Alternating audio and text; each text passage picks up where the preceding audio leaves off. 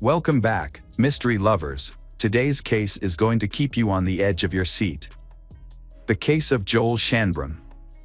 Joel Shanbrom grew up in the town of Northridge, California. He met his future wife, Jennifer, while working as a DJ at a club. They quickly formed a close relationship and began dating. Many people are jealous because their relationship looks so perfect and their happiness radiates to everyone around them.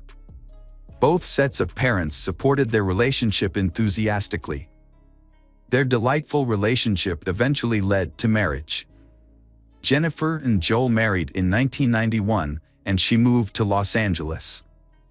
Joel aspired to be a police officer, so he joined the police academy and, by 1993, was employed by the Los Angeles law enforcement agencies. Joel was dedicated to his job, especially overseeing troubled teenagers, and took pride in helping others. They later had a son named Jacob, and the family seemed to be living the perfect life. Although on the outside the family looked happy, but inside they hide dark secrets, which eventually lead to tragedy. On March 18, 1998, Jennifer's mother, Diane Bates, who lived with them, called 911. She returned home in the evening and found Joel lying motionless on the living room couch. He showed no signs of life and was bleeding. When the police arrived, she met them outside, she too afraid to go back inside. She suggested to the officers that Joel might have taken end his own life. The police reassured her and entered the house. Upon examining the body in the scene, it became clear that it was a murder. Joel had been shot 3 times in the head, and there was no gun nearby. The medics confirmed Joel's death, and his body was sent for a forensic examination. The police quickly identified the murdered man as their colleague, 32 years old Joel Shanbrom. Joel is known to be a meek, calm person who dislikes conflict, so he seems to have no enemies.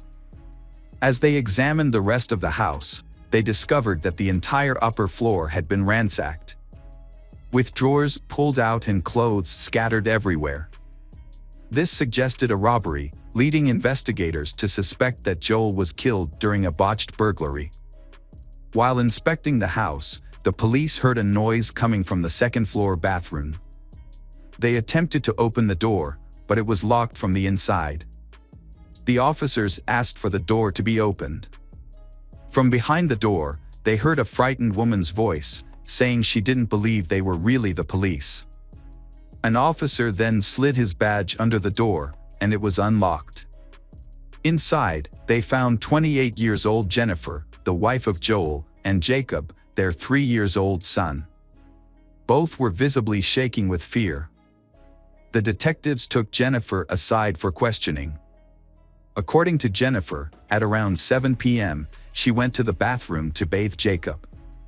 Then, she heard some noise downstairs, but she thought her husband was doing something. Then, as they stepped outside, they heard gunshots. Scared, she and Jacob ran back into the bathroom, closed the door, and hid to avoid being noticed. She also heard intruders moving through the house, throwing things around and talking about their loot. She realized they were thieves who had broken into the house, and her husband had accidentally encountered them, so they decided to eliminate him. She and Jacob remained hidden in the bathroom for over 2 hours until the police arrived. She was grateful that the robbers did not find them and that they were unharmed. When she asked the police about her husband, they informed her he had died. Jennifer, Jacob, and Diana were taken to the police station to provide detailed testimonies. Jennifer repeated her account, which sounded plausible and convincing. Jacob was too young to be questioned. Investigators believed the story that Joel was killed by robbers. Diana explained that when she saw Joel bleeding on the couch, she panicked and ran out of the house, driven by shock and fear. In her fright, she did not think to check on Jennifer and Jacob but just wait for the police outside. After their statements, the police allowed Jennifer, Diane, and Jacob to return home while they began investigating the robbery. At that time in the area, there had been several robberies, which supported Jennifer's story about the robbers. However, there were some inconsistencies. Previously, the robbers hadn't killed anyone. They followed a clear pattern, breaking into only empty houses late at night, which allowed them to remain unnoticed and difficult to get caught. It was odd that the robbers suddenly changed their tactics and broke into a house where many people lived, especially when everyone was home and the lights were on. Why would they attempt such a bold robbery? The Shanbrom family was considered middle class and not wealthy enough to attract the attention of thieves. Furthermore, after inspection, it was found that jewelry, money, electronics, and other valuables were not missing, even those in plain sight. There were no signs of forced entry or any evidence of strangers. No outsiders' fingerprints or DNA were found in the house. The neighbors also didn't notice anything unusual. They heard gunshots and looked out the windows but didn't see anyone leaving the house. Everything looked so strange. The next day, Jennifer was called to the police station for questioning again. She appeared very upset and repeated the same story, but this time added that she heard her husband, Joel, trying to fight back. He told the intruders that he was a police officer and they made a big mistake breaking into his house. Jennifer also mentioned that after she and Jacob ran into the bathroom, she heard 2 more shots. The detectives also interviewed Diane. They asked her to recount in detail what she had done on the day of the murder. She said she was off work that day. She left home at noon to go to the cinema, then went shopping, and had dinner at a cafe. Meanwhile, Joel, Jennifer, and Jacob were at home all evening.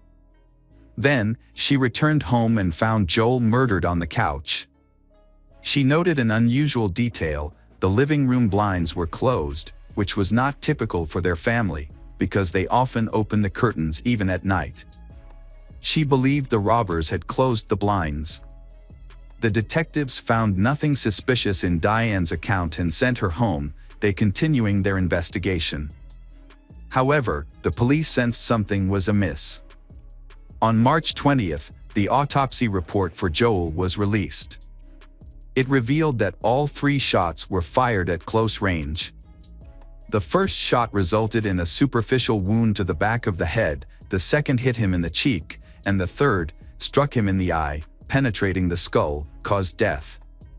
A brain examination showed that Joel was shot with 2 types of weapons, 2 shots from a pistol and 1 from a .410 caliber weapon, which is rare. This could be a crucial clue in the investigation. Joel's time of death was determined to be between 8 and 9 o'clock in the evening, contradicting Jennifer's claim that he was shot at 7 p.m. Additionally, the medical examiner discovered that Joel was shot while asleep. During the crime scene examination, forensic experts concluded that there was little blood spatter around the body. If Joel had resisted and been shot while moving, there would have been more blood spatter. This finding contradicted Jennifer's testimony, where she claimed that she heard Joel say he was a police officer while arguing with the assailants. This was clearly a lie, causing detectives to investigate more thoroughly the Shanbrom family's relationship. Investigators spoke to people close to the family and discovers that Joel and Jennifer's relationship is not as perfect as it appears. There has been a serious conflict between them for a long time. They frequently quarreled, mainly over financial issues, and some believed that they were heading towards divorce. Joel's sister mentioned that Joel, besides working as a police officer, held 2 additional jobs to support his family. He wants his wife and children to have a prosperous life. The family rented the house they are living in after their previous home was foreclosed on by the bank. Jennifer, Joel's wife, did not work outside the home. She was a housewife, taking care of their child and managing household chores. Even though Joel tried hard, but they still had financial difficulties, and Jennifer's desires for a nicer house and a more expensive car added pressure. Joel loves Jennifer very much and was willing to do anything for her. He worked 3 jobs at once to meet her needs, but he couldn't manage a 4th job. The financial strain led to arguments. Joel, in hopes of saving their marriage, suggested they try marriage counseling, but Jennifer refused. When Joel got a managerial position at an insurance company, Jennifer wanted to work there too. It was at this company that they met Matthew Fletcher, and they quickly became best friends. Over time, Joel began to suspect that Jennifer and Matthew were having an affair. Eventually, Jennifer left her job, she feeling exhausted, and returned to being a housewife, but she continued to stay in touch with Matthew. Joel suspected his wife of having an affair, which led him to consider divorce. Because of his son, he doesn't want to divorce, but by 1997, he was exhausted by their strained relationship. He confided in his sister about his decision to divorce his wife and was determined to pursue custody of his son. However, this was his last conversation with his sister. On March 23, 1998, Joel was buried. At the funeral, Jennifer and Matthew attended together and they appeared unemotional, which upset his relatives.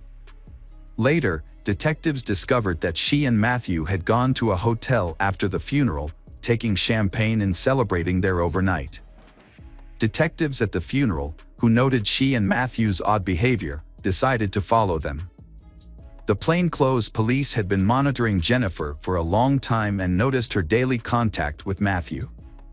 Sometimes they spent the night together, shows that they have a romantic relationship with each other. Meanwhile, Joel's relatives suspected Jennifer of being involved in her husband's murder. A week after Joel's death, Matthew was summoned for questioning at the police station. Jennifer and Matthew arrived together but denied having an affair, despite their pager messages indicating otherwise, as they exchanged numerous love messages. They were interrogated separately. Matthew was asked about his whereabouts at the time of the murder. He claimed that at 7 p.m., he visited a client's home in the San Fernando Valley to handle an insurance policy and then went to see his sister at the hospital where she worked. The police began verifying his alibi.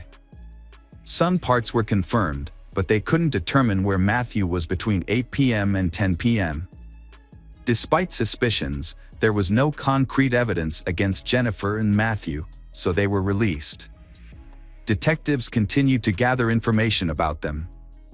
On April 27, researchers discovered that Joel had 3 life insurance policies totaling more than $1 million. The first was for $300,000 and he had obtained it while working as a police officer. The second was for $500,000, contract was paused and then reinstated shortly before the tragedy. There was also a $314,000 policy that Joel didn't even know about. He had been insured for one of his other jobs. After his death, Jennifer immediately went to the insurance companies to request the payments. The situation became more grim, as money, especially large amounts of money, is often a motive for crime. Under the second insurance policy worth $500,000, several issues emerged. Joel initially issued this policy himself but later decided he didn't need it and canceled it. 2 months before the tragedy, the policy was reopened with a signature at an office in Atlanta, Georgia. However, his sister was convinced that he didn't do this. She believed he had intentionally suspended the policy and questioned why he would reactivate it, especially given his busy schedule with 3 jobs, leaving him little time for lunch, let alone trips to another city. The detective discovered that Joel was not in Atlanta at that time, and the signature on the documents was fake. The investigation revealed that his wife Jennifer and her lover Matthew orchestrated this scheme. They traveled to Atlanta, went to the insurance company's head office, and forged Joel's signature on the policy. This suggested that their actions were premeditated. Although the evidence was circumstantial, but investigators continued to gather more information against A. Investigators interviewed witnesses, friends, relatives, co-workers of the Shanbrom family, and thoroughly examined the case materials to find evidence to incriminate Jennifer and Matthew. 6 months after Joel's death, Jennifer received $614,000 from 2 of his life insurance policies. Although the largest policy, worth $500,000, was initially denied due to a forged signature, but it didn't seem to make Jennifer and Matthew angry. Jennifer deposited the money into Matthew's account. They began dating officially in June 1998 and soon made their relationship public. She and Matthew took a romantic trip to Mexico, got engaged, and married on Valentine's Day, February 14, 1999, in Hawaii, just 4 days before the anniversary of Joel's death. Jennifer and Matthew lived extravagantly, spent insurance money on buying a car. Joel's family was completely taken surprised by Jennifer's sudden change. They were confused and didn't understand why she was acting like that. There was something wrong with her behavior. She continues to enjoy life to the fullest, remarried, and prepared for motherhood. Most importantly, they couldn't believe that she had gotten away with Joel's murder, from which she had profited. Despite the passage of time, but the police still lacked sufficient evidence to charge Jennifer and Matthew. After Jennifer and Matthew's child was born, they began living a very private life. They rarely appeared in public and interacted with only a few people. In 2002, detectives revisited the case. They believed Diane was dishonest in her testimony. Over the years, her testimony was inconsistent, with her story changing multiple times. There was also a gap in time between when she found Joel and when she called 911. This left investigators uncertain about what happened in the house during that time and what she was doing. Her behavior appeared suspicious to the investigators. The detectives called Diane in for questioning again. She continued to deny any involvement in the crime. Investigators offered her immunity from prosecution. They promised that if she testified truthfully before a grand jury, she would not be charged with any crime related to Joel's death. Despite this offer, she still disagrees. Diane eventually succumbed to police pressure and confessed that her daughter Jennifer had been in a romantic relationship with Matthew. They planned to kill Joel, and Diane was sent out for a walk that day to prevent her from interfering. She felt she had no choice but to comply. Diane also revealed that Jennifer had always dreamed of wealth, but Joel couldn't give her that. When Jennifer met Matthew, he enticed her with promises of riches, and she became influenced by his ideas. Diane found him to be a manipulator who controlled Jennifer and held him responsible for everything. Jennifer was highly skilled with firearms, she frequently practiced shooting, and owned a pistol. Matthew also had a shotgun. After Joel's murder, both the pistols and the shotgun vanished and was never found. Detectives believe Jennifer fired 2 shots at Joel with her pistol, while Matthew fired the final shot with the shotgun. Based on Diana's confession and the circumstantial evidence, the police obtained an arrest warrant for Jennifer. Matthew was also arrested, and both were charged with the first-degree murder of Joel. At the time, Jennifer was pregnant with Matthew's second child, and then she gave birth in prison while awaiting trial. Her sister took custody of her 3 children. The trial began in March 2004. Matthew, confident due to his legal education, chose to represent himself, while Jennifer had a lawyer. They were tried together. Throughout the trial, Matthew and Jennifer appeared unconcerned.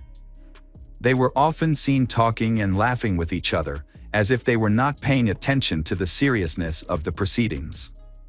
They confident that the lack of physical evidence would lead to their acquittal, and they will not be held responsible for Joel's death. It was also revealed during the trial that Matthew hadn't divorced his previous wife, adding another charge against him. The prosecution is facing difficulties due to the lack of physical evidence such as DNA, fingerprints, weapons, and there were no other witnesses but Diane. They argued that Matthew and Jennifer had killed Joel in cold blood, with money as their primary motive. According to the prosecution, on the night of the murder, while Joel slept on the couch in the living room, she and Matthew executed their plan. She supposedly fired the first 2 shots with a pistol, and Matthew delivered a final shot with a shotgun. This occurred while Jacob was upstairs taking a bath.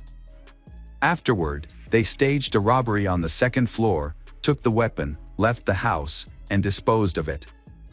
Jennifer then locked herself and Jacob in the bathroom until the police arrived.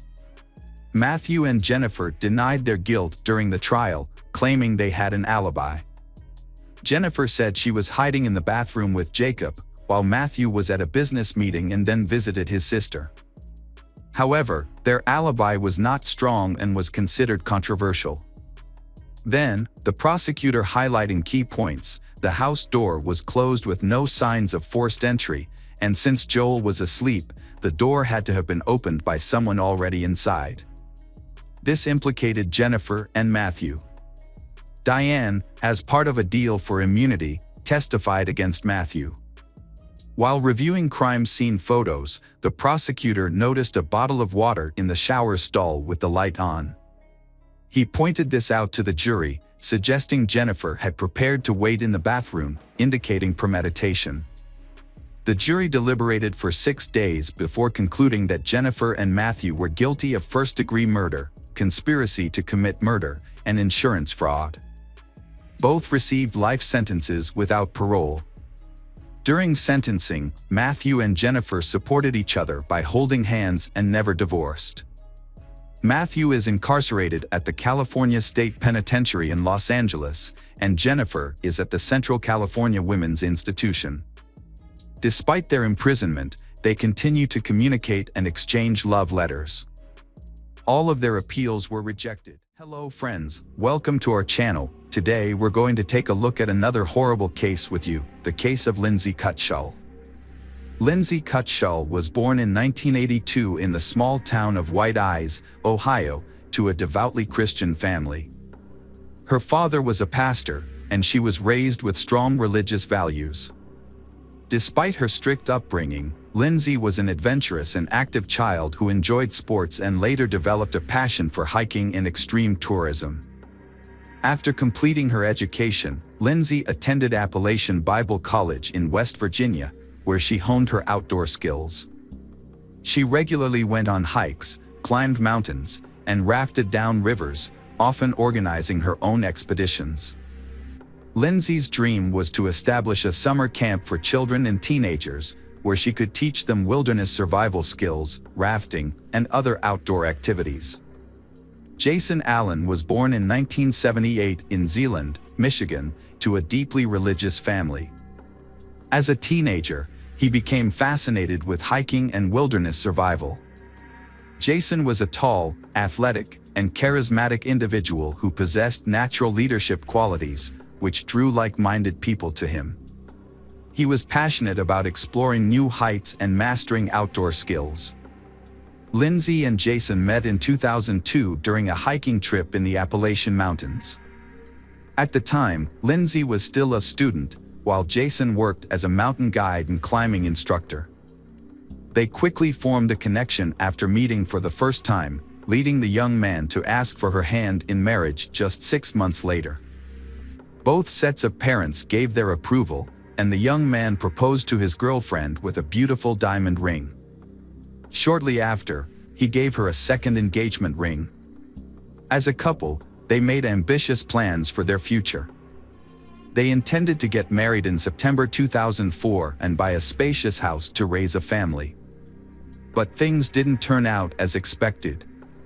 Before their wedding, they worked as senior counselors at a Christian summer camp called Rock and Water in California's El Dorado County. Their goal was to gain experience and eventually open their own camp after the wedding.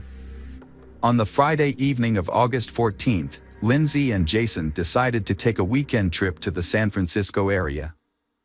Before leaving, they informed their colleagues of their plans and left 2 experienced counselors in charge of the camp, ensuring a smooth transition. They told everyone they would return by Monday, expecting no issues for either themselves or their temporary replacements. With their plan in place, they set off in Lindsay's 1992 red Ford Tempo, and unfortunately, this was the last time anyone saw them alive. By Sunday evening, Jason and Lindsay, both counselors, had not returned to camp, but their absence did not raise immediate concern. It was assumed they would arrive late that night or early Monday. However, when they failed to appear at the Monday morning roll call at 8 a.m. and their phones were unreachable, their colleagues grew worried. The group quickly notified the police and then reached out to Jason and Lindsay's families to inform them about the situation. The parents went to the camp right away to get more information about the incident. Their colleagues were particularly concerned because Jason and Lindsay were known for their reliability and punctuality. If they had encountered any issues, they would have likely found a way to communicate. Upon arriving at the camp, law enforcement officials began questioning their colleagues, but the investigation quickly hit a roadblock. No one knew exactly where Jason and Lindsay had gone. They had planned to explore the San Francisco area, but their love for adventure and extreme activities made it likely that they were in a remote location with no access to communication or civilization.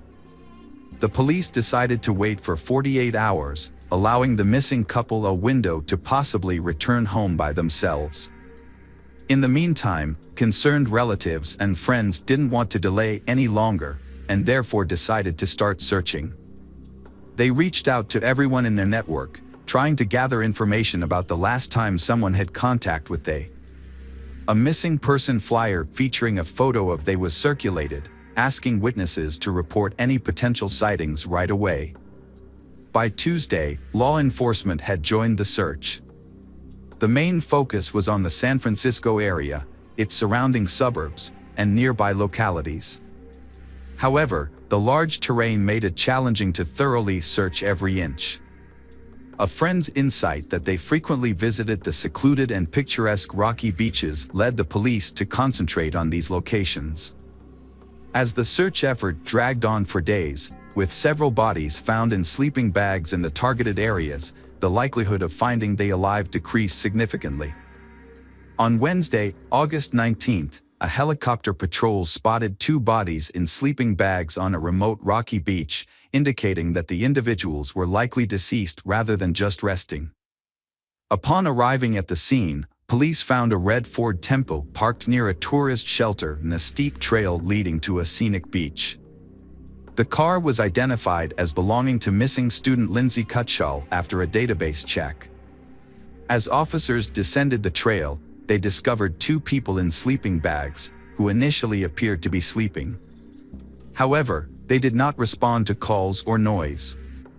Closer inspection revealed that the individuals, a young man and woman, were deceased, with no signs of life. Preliminary examination suggested that they had been killed by gunshot wounds to the head, and the smell of decomposition indicated they had been there for over a day. All of their belongings, including phones, wallets, bank cards, and cash, were found next to them, ruling out robbery as a motive. The car keys were also visible, eliminating car theft as a motive. Investigators initially believed the deceased were the young couple who had gone missing near San Francisco the previous week. Documents found at the scene confirmed the identities of the victims as Lindsay Cutshall and Jason Allen.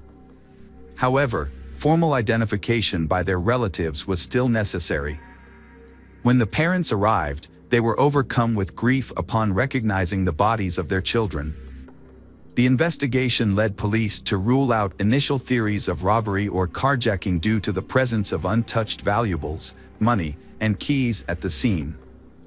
Forensic analysis also showed no signs of physical or intimate assault on the bodies, except for the fatal gunshot wounds to the head. It appeared that Lindsay and Jason were peacefully sleeping and did not have time to react to the attack. They showed no signs of trying to defend themselves, escape, or even get out of their sleeping bags, indicating a sudden and deliberate act that was similar to an execution or a revenge killing. The brutal murder of 2 individuals on a secluded beach left investigators with many questions but no clear answers. The beach was difficult to access, and there were no signs of anyone else being in the area. Despite a thorough search, no shell casings were found, leading investigators to believe that the shooter may have taken them or thrown them into the ocean. The fact that the shots were fired at close range into the victim's head suggested that the casings should have been nearby if they hadn't been deliberately moved. A search of the area revealed an empty beer bottle a few meters from the crime scene. This was notable because Lindsay and Jason did not drink alcohol and led a healthy lifestyle, suggesting that the bottle may have belonged to the shooter. The brand of beer was unusual for the area and was more commonly found in a neighboring state. Although it was unclear whether the bottle was connected to the crime, it was considered a significant lead in the investigation. A theory emerged that Lindsay and Jason may have had a confrontation with someone the day before their deaths, and this person may have returned at night with a gun to settle the dispute.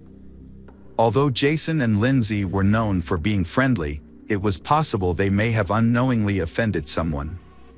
Additionally, the shooter may have been intoxicated or mentally unstable. Examination of the bullets found in the victim's skulls showed they came from a rare Marlin rifle, specifically a .45 caliber Model 18, produced in 1994 by Marlin Firearms Company. This type of rifle was typically used for hunting and was often part of a collector's arsenal. This discovery was a significant lead in the investigation, but it remained the only concrete clue at the time. Investigation suggested that the shooter was likely a lone male. He may have been a hunter, collector, or gun enthusiast. To further the investigation, authorities aimed to reconstruct their final route, identify who they may have contacted, and determine when they were last seen alive. Fortunately, they had taken many photos, and their camera was found intact among their belongings, which provided a useful starting point for tracking their movements. A guest book at a tourist cabin near the lookout point, where they had parked their car, contained entries expressing their delight with the weekend getaway. They had also visited a fishing pier about 20 miles away on Saturday, as evidenced by the photographs they took. Police officers returned to the pier and interviewed locals to find people who may have seen something significant. Several people remembered a young couple in a red car who inquired about overnight accommodations but found all 3 nearby hotels fully booked due to peak tourist season. They had dinner at a local restaurant, walked around the area, and took photos before leaving in the evening. According to those who saw and interacted with them, they was friendly, did not engage in any conflicts, and seemed carefree and happy. However, none of the witnesses could recall anything unusual or suspicious. The location where the bodies were found was a protected area, closed to camping. However, the young couple had nowhere else to stay overnight, so they decided to camp on the beach, using sleeping bags instead of a tent. They felt safe on the secluded beach on a warm August night and planned to return to the Rock and Water Camp on Sunday. This information helped investigators narrow down the time frame of their deaths. Since they went to sleep but didn't survive until morning, it's likely they were killed between 11 p.m. on Saturday and dawn on Sunday. Despite the ongoing investigation and public appeals for information, police withheld certain details, including the results of the ballistics analysis. This action was taken to prevent the suspect from being tipped off and getting rid of the murder weapon before the investigation could start. The investigation first focused on a local homeless man who was known to sleep on the beach where the crime occurred. He was found and questioned by police, but despite not having an alibi for the night of the crime, he was not confirmed to be involved. The main reasons for this were that the murder weapon was never found and his DNA did not match the DNA found on a beer bottle discovered at the crime scene. The case went cold for nearly 2 years, but in the spring of 2006, police decided to release more information about the crime, including details about the weapon used. They also offered a $50,000 reward for any information that could help identify the perpetrator and solve the case. Following the public appeal, authorities received over 1,000 calls, but only a few were useful for the investigation. One individual, 26 years old Sean Gallen, drew particular attention from several locals who described him as an aggressive collector of firearms and blades. He was reportedly prone to conflicts, had a history of property damage, and frequently threatened violent behavior. The police investigated Sean Gallen and questioned him because they already knew him from previous incidents involving fights and drunk driving. Upon inspecting his possessions, Sean did possess numerous weapons but did not own the rifle in question. Authorities were unable to verify his whereabouts around the time of the crime due to the year gap, and his DNA did not match the sample found on the beer bottle at the crime scene, forcing his release. Meanwhile, international authorities were investigating another individual, 61 years old Joseph Henry Burgess, who made locals nervous due to his tendency to carry firearms and exhibit aggressive behavior. Burgess was described as erratic, often claiming he received orders from God, sparking suspicion that he could be the perpetrator. Joseph Burgess was living in Canada in the late 1970s, feeling lost and without a clear sense of purpose or direction in his life. In 1978, he joined the Children of God commune, presenting himself as a deeply devoted individual. Those around him considered him excessively zealous. A rivalry with two young members escalated into hostility, and shortly after, both individuals were found dead with multiple close-range gunshot wounds to the head. The circumstances of their deaths were particularly notable. Their bodies were discovered in sleeping bags on a beach, suggesting they were shot while asleep. By the time the authorities arrived, Joseph had disappeared. Although evidence left behind implicated him in the crime, he had already fled to the United States, crossing the border illegally. Joseph managed to evade capture for nearly 25 years until the police linked him to a double homicide in California. However, the opportunity to question him was lost when a shootout occurred during his arrest, resulting in the deaths of both a police sergeant and Joseph, who initiated the gunfire. This ultimately unresolved case remains shrouded in mystery. A 35-year-old man named Seamus Gallen was killed by his younger brother, Sean Gallen. The brothers had gotten into an argument, during which Sean, who was under the influence of illicit substances, shot Seamus 3 times with a gun. Sean had a history with the police, having been previously investigated for a double murder on a beach, but was released due to lack of evidence. Since then, Sean had been in trouble with the law twice for causing property damage and making threats, but only received fines. It was also discovered that Sean was an avid hunter and enjoyed making knives and other bladed weapons. People who knew him described him as antisocial, aggressive, and unpredictable. After killing his brother, Sean tried to run away but was caught almost immediately. The police decided to take another look at Sean's possible involvement in a crime that happened 13 years ago. They found useful information on his social media page, where he had posted pictures of his large collection of weapons and talked about his supposed psychic abilities. According to his posts, Sean believed he was on a special mission and was receiving instructions from outer space. Sean's behavior initially led police to suspect that he had serious mental health issues. He refused to cooperate with the investigation, spoke incoherently, and maintained his innocence. A new lead was found by investigators who examined private messages on the deceased brother's social media page, something no one anticipated. In 2006, a $50,000 reward had been offered for information about a double homicide case. Sean's former girlfriend had messaged his brother, suggesting that she could claim the reward by turning Sean in. It appeared that both the girlfriend and the brother had knowledge about the case, but they had chosen to remain silent. Unfortunately, it was no longer possible to question either of them, as the brother had been shot and the girlfriend had died in a car accident 2 years earlier. However, when Sean was shown the printouts of the messages between his former girlfriend and his brother, he made a shocking confession. Despite his initial denials, Sean began to provide a detailed account of the events surrounding the double homicide. His recollection of the details was vivid, even though more than 13 years had passed since the crime occurred. One evening, a man left his house with a Marlin rifle, planning to hunt in a nearby wooded area. However, after wandering aimlessly for a couple of hours, he decided to head down to a nearby beach, which he believed was a good spot to find wild boars.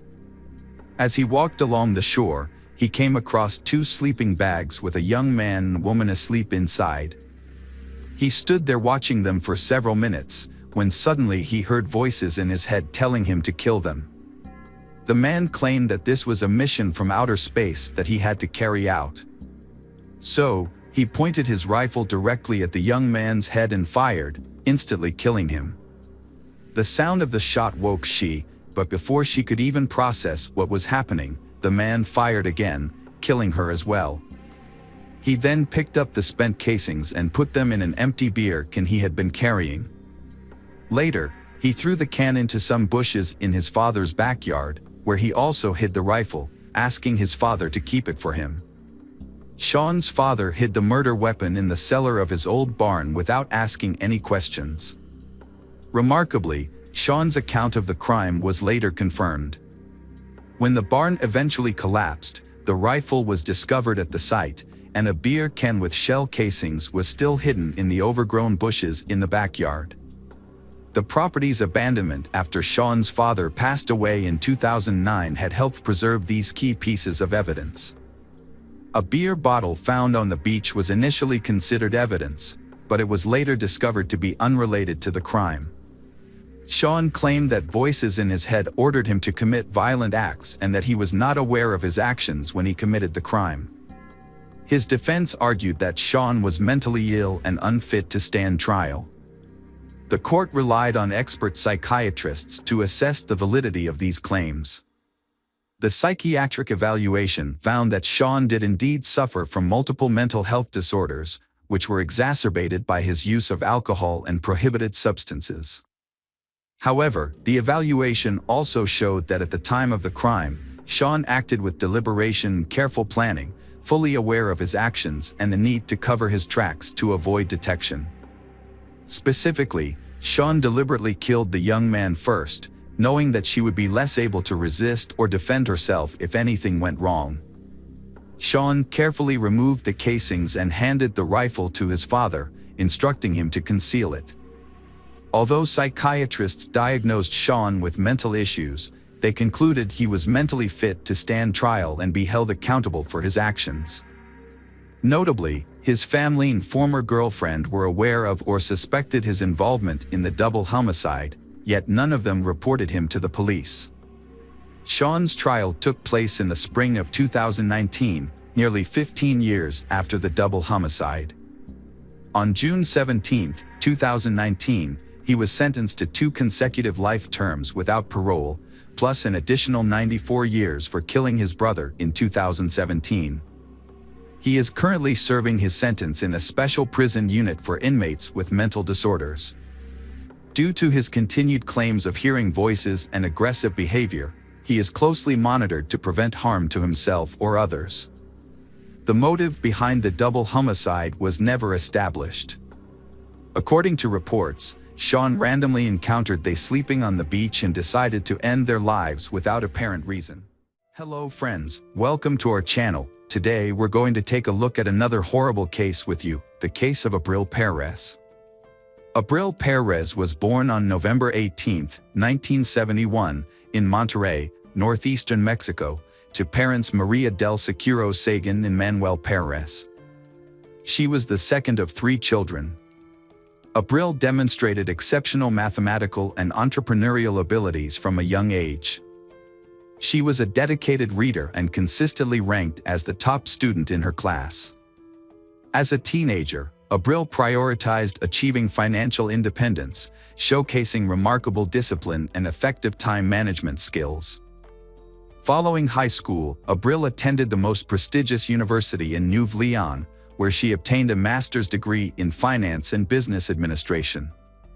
Her peers described her as intelligent, focused, and ambitious, while also being kind, cheerful, and always willing to assist others.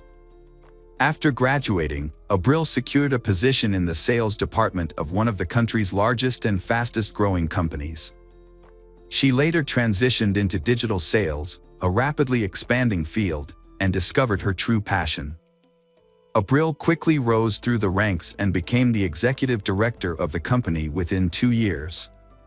Abril was a young, beautiful, and successful woman who was rapidly achieving her life goals. She had built a stellar career, supported her family, and had big plans for the future. However, her personal life was still unfulfilled, which worried her loved ones. Despite this, Abril was confident that she would find true love and live a long, happy life. But she had no idea how her future marriage to the seemingly perfect man would turn out. That man was Juan Carlos Garcia Sanchez, whom she met in the mid-1990s when her career was taking off. Juan Carlos was just 3 years older than Abril and shared her ambitious drive, which drew her to him. He, in turn, was captivated by her stunning looks, charming personality, kind heart, bright smile, sharp intellect, and remarkable determination. Juan Carlos graduated from a prestigious science and technology university, where he excelled in economics and trade. He then continued his studies at Harvard University in the United States. After returning to Mexico, he built a successful career in the emerging field of e-commerce. Juan Carlos and Abril met at a conference on the latest financial technologies. Their companies collaborated on several projects, allowing them to cross paths multiple times. Eventually, Juan Carlos realized he had developed feelings for Abril, who was intelligent and beautiful. He obtained her phone number through mutual acquaintances and asked her out on a date. Abril was also attracted to Juan Carlos, finding him to be educated, elegant, and engaging in conversation on a wide range of topics. Their relationship progressed rapidly, and by 1998, they decided to get married. At that point, they had both achieved significant success in their careers and were working on developing online stores, a field with great potential. Their life seemed like a fairy tale, inspiring envy and admiration from those around them. However, surface of their perfect family, there were some dark secrets. It wasn't until 2001, 3 years after their wedding, that they had their first child, a daughter named Ana Cecilia. The arrival of their child marked a new chapter in their lives. Her husband appeared happy, showing their newborn daughter love and admiration. 2 years later, Abril gave birth to a son, named Juan Carlos Jr., after his father. 2 more years passed, and the family had another child, a boy named Julio Andres. Despite having 3 young children, Abril hardly took any time off work and managed to balance parenting with career advancement. She made homemade meals, helped with schoolwork, took the children to sports activities, and aimed to be both a perfect mother and their best friend. Outwardly, the Perez Sanchez family seemed perfect, wealthy, successful, with 3 lovely children, and everything they could want. However, their home life remained a secret, even from their closest relatives, for a long time. In the early years of their relationship, Juan Carlos revealed his true personality to Abril. He had a short temper, was aggressive, and had a tendency to be overly harsh, refusing to compromise and insisting that everything be done his way. Initially, Abril was in love and believed that as time passed, Juan Carlos's rough edges would smooth out. Their shared projects brought them together, and their collaboration led to significant accomplishments, including financial success. However, as the years went by, Juan Carlos's irritability grew, and verbal arguments escalated into physical confrontations. Following the birth of their first daughter, he made a brief effort to control his emotions, but this change was short-lived. A similar attempt was made after the birth of their eldest son, but by the time their 3rd child arrived, Juan Carlos no longer made any effort to be a good father or husband. Juan Carlos frequently directed his anger and frustration at Abril and disregarding her emotional well-being. He would insult and belittle her, the mother of his children, and seemed to feel better when she cried. He regularly physically harmed her, doing so in a way that left no visible marks, allowing her to hide the bruises with clothing or makeup. His goal was to maintain his reputation as a model family man, loving husband, and father. Abril kept quiet about the abuse for years, not even telling her sister and mother about the ongoing situation. She earned a good income and could have raised the children on her own, providing them with a good education and stable upbringing. However, her husband was wealthy and influential, and she knew he could use the courts to take the children away from her. Knowing Juan Carlos's true nature, Abril couldn't bear the thought of her children being left alone with him, as she considered him a monster capable of anything. When the family situation reached a boiling point, what was once considered an ideal household now raised suspicions that something was terribly wrong. Abril was not just subdued, but deeply distressed and visibly struggling. She had lost weight, slept poorly, and frequently had bruises on her face and body that were becoming harder to hide and explain. Despite this, Juan Carlos appeared calm and confident in public, pretending that everything was fine. He played the role of a loving and caring husband, interacting with Abril politely and affectionately. However, at home, he transformed into a menacing figure. Despite loved ones urging Abril to divorce him, she insisted that everything was fine and that she could handle the problems with her husband on her own. 2014 marked the peak of Juan Carlos' career when he became the head of a major trading company, making him one of the most influential people in his field. Following this promotion, his family relocated to Mexico City, settling into a large house in one of the capital's upscale neighborhoods. Their children began attending an elite private school. Abril had genuinely hoped that this change of environment would improve their relationship. However, contrary to her expectations, the abuse continued. Juan Carlos often persisted in physically and verbally abusing his wife in front of their children. He increasingly accused her of infidelity without any basis for his claims. Whenever she tried to defend herself, he would resort to physical violence, insisting he would find evidence of her supposed disloyalty. Juan Carlos monitored her phone and emails, forbade her from using social media, and when finding no evidence, he hired a private detective to follow her and photograph any men who came near her. For 4 years, she tried every possible way to save her marriage. Despite her efforts, her husband's behavior became increasingly unbearable, creating a never-ending nightmare for her.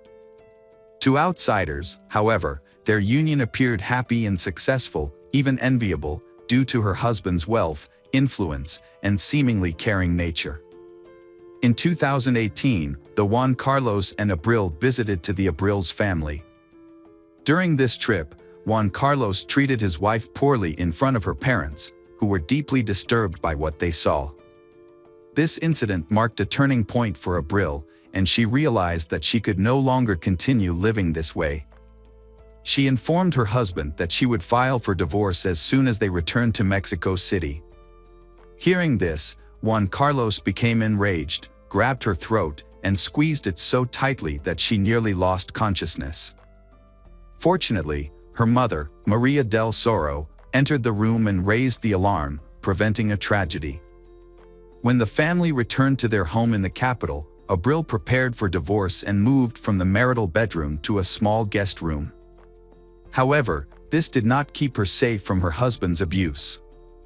On January 4th, while Abril was still asleep, her husband entered the room holding a baseball bat. He struck her hard on the head and was about to swing again. Half awake, Abril barely understood what was happening, but she managed to roll off the bed just in time, saving her own life. She began to scream, and the children ran into the room, having heard the noise. The youngest son shielded his mother with his body, while the eldest son took the bat away from his father. Together, they fled the house and headed to the hospital, as Abril needed medical attention. Doctors diagnosed Abril with a severe concussion and a deep laceration above her eyebrow that required stitches. After Abril and their sons left the house, Juan Carlos contacted his lawyer to discuss the situation and asked for help in resolving the marital conflict. However, Juan Carlos also posted on social media, accusing his wife of betraying him by being unfaithful and planning to leave him for another man, taking their children and attempting to claim all their jointly acquired assets. Additionally, Juan Carlos claimed that Abril had stolen all the money from their home safe and had injured him with a knife when he tried to stop her. He posted photos of a bloodied knife and brown stains on the floor as evidence. However, the blood on the floor actually belonged to Abril from her own injury, and the knife photo was taken from the internet. Despite the fabrication, Juan Carlos's friends believed his story and actively shared and reposted his account on their social media pages, calling for widespread attention to this supposedly egregious case. Juan Carlos's attempt to kill Abril prompted her to take swift action. From her hospital bed, she filed a police report against him, accusing him of trying to take her life. After her release from the hospital, Abril packed up her 2 young sons and left the family home. Her oldest child, who was attending college in a nearby city, also condemned his father's violent actions. While waiting for justice, she started providing online support and consultations to women who were going through similar experiences. She also planned to open a center that would offer psychological and legal help to victims of domestic violence who had been failed by the justice system. It wasn't until 8.5 months after the incident, in September 2019, that Juan Carlos was finally arrested and charged with inflicting bodily harm and attempting to kill his wife. He was put in jail, where he spent over a month, but he managed to appeal the decision to keep him in detention before his trial. As a result, he was released from jail by November of that year. Judge Federo presided over the case, reclassifying it and ordering a new trial. During the trial, Abril's medical records and photos were not presented as evidence. Her and her son's testimonies were deemed insufficient to detain Juan Carlos because he claimed Abril was manipulating their children against him. The judge released Juan Carlos, concluding his actions didn't pose a direct threat to Abril's life. Abril was shocked and terrified when Juan Carlos was released. She suspected he had bribed his way to freedom, putting her and their children in danger. She wrote to the judge, expressing her fear, but it had no immediate effect. Juan Carlos then initiated a custody battle, forcing Abril to return to Mexico City with their sons to attend court hearings. Abril arrived in Mexico City on November 25 with her children. She had a legitimate fear of her longtime partner and wanted to avoid him. To minimize the risk of an encounter, she planned to leave the city immediately after a court hearing that day. In fact, she had already bought the plane ticket, but Juan Carlos already knew that. After the court session, Abril, her sons, and their lawyer got into a car headed to the airport. However, they never made it to their destination. At a traffic light, a motorcyclist suddenly pulled up next to their car, drew a handgun, and fired 2 shots at Abril, who was sitting in the front passenger seat. The attacker then quickly fled the scene. A shooting occurred, and one of the bullets grazed the younger son, who was sitting in the back seat. Fortunately, none of the children were seriously injured. However, the injured Abril was rushed to the nearest hospital where doctors fought to save her life for more than 6 hours. Unfortunately, due to severe injuries and significant blood loss, they were unable to save her. Abril passed away that evening.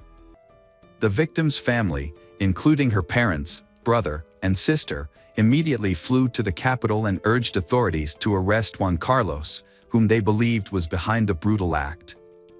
However, law enforcement had a different perspective, stating that without identifying the shooter, it was difficult to determine the motive behind the attack. They also noted that they could not confirm with certainty that the shooting was ordered by Juan Carlos. The tragic case of murder sparked widespread outrage and public debate. Abril's family successfully drew attention to the case, highlighting numerous instances where men had attempted to kill women but escaped punishment.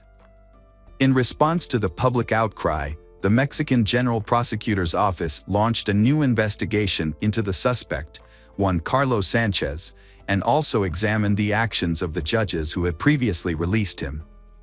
The judges who had released Juan Carlos could face consequences for their role in the Abril death if his guilt was proven. Juan Carlos took to social media to demand justice for his former wife's murder. However, his daughter, Ana Cecilia, accused him of cruelty and shared photos of her mother's hospitalization after Juan Carlos had attacked her with a bat, contradicting her father's claims that he would never harm her mother. Despite the media attention surrounding the case, he was initially allowed to remain free during the investigation. However, he was required to check in with the police weekly and was placed under a restraining order. When he failed to appear at the scheduled time, a warrant was issued for his arrest for violating the order. As expected, Juan Carlos could not be found, and it was later discovered that he had used his wealth and connections to quickly leave the country and enter the United States. Mexican authorities contacted Interpol, reporting Juan Carlos as a fugitive accused of a serious crime, and he was subsequently declared wanted worldwide. Meanwhile, efforts were underway to locate criminals in Abril's assassination. Surveillance footage from street cameras revealed that the motorcyclist who committed the crime was not alone. Two vehicles were seen following the car carrying Abril. The motorcyclist appeared to be in constant communication with the occupants of these vehicles, receiving directions and instructions. After several months of investigation, some of the participants were identified, and on March 5, 2020, 2 suspects were arrested in connection with the case.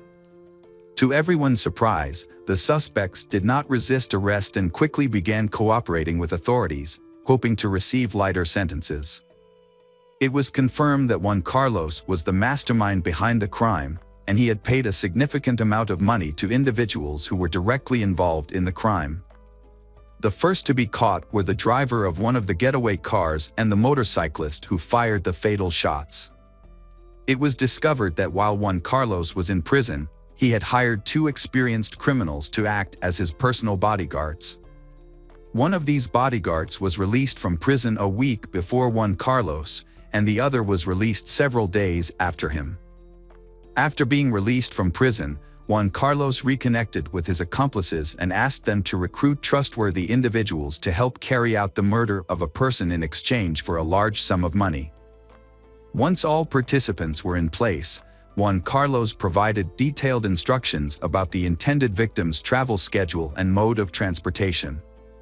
However, luring his former wife to Mexico City proved to be a challenge. Juan Carlos used coercion, threatening to take their children unless she attended a court appearance. Despite attending the court date, his ex-wife intended to return to Monterrey on the same day, which Juan Carlos knew about through his sources. 3 more individuals involved in the conspiracy were arrested in late October 2020. Initially, they were taken into custody on suspicion of distributing controlled substances, but further investigation at the police station revealed their potential connection to the high-profile crime. The arrested individuals were part of a major drug trafficking gang led by Balto, who had previously served time with Juan Carlos and offered him protection. In exchange for a significant reward, Balto agreed to help Juan Carlos eliminate his ex-wife. A few weeks later, in November 2020, Maldonado, an individual involved in the case, was also arrested. During his testimony, he confirmed that Juan Carlos had sought out reliable individuals to kill his ex-wife and that he had agreed to assist in exchange for a substantial reward. The investigation confirmed that Juan Carlos was the mastermind behind the crime. His earlier attack on Abril with a stick was reclassified as an attempted murder. As a result, the court issued an arrest warrant for Juan Carlos on charges of femicide. However, his location remained unknown. By spring 2021, the remaining suspects involved in the murder of Abril were apprehended. One of them was already serving time for a separate crime. The searches also led to the discovery of the gun used to kill Abril. In total, 9 individuals linked to the same criminal organization were detained, with 7 of them directly involved in the pursuit and shooting of Abril.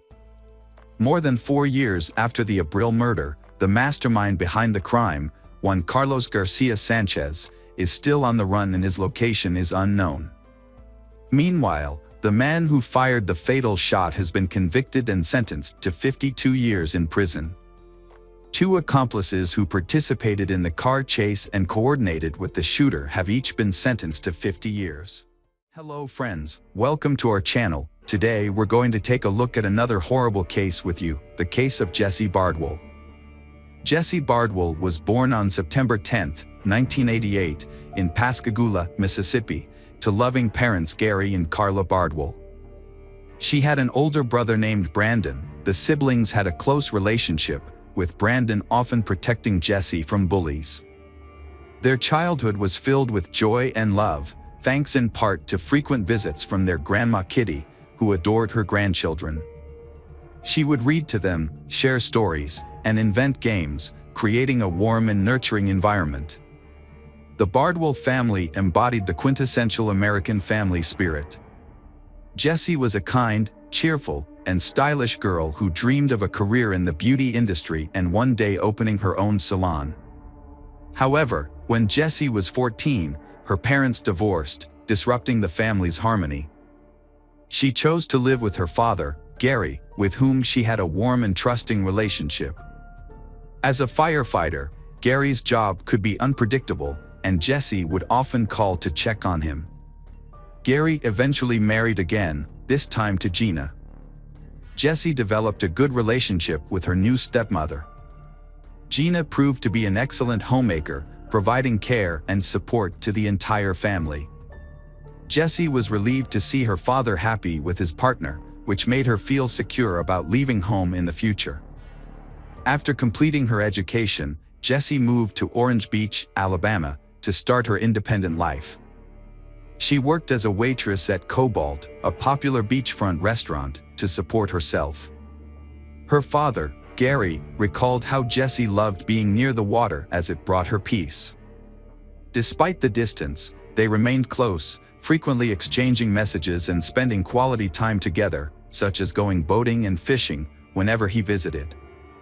Kimberly Embry, the restaurant manager and Jessie's friend, discovered that Jessie's father was a skilled musician.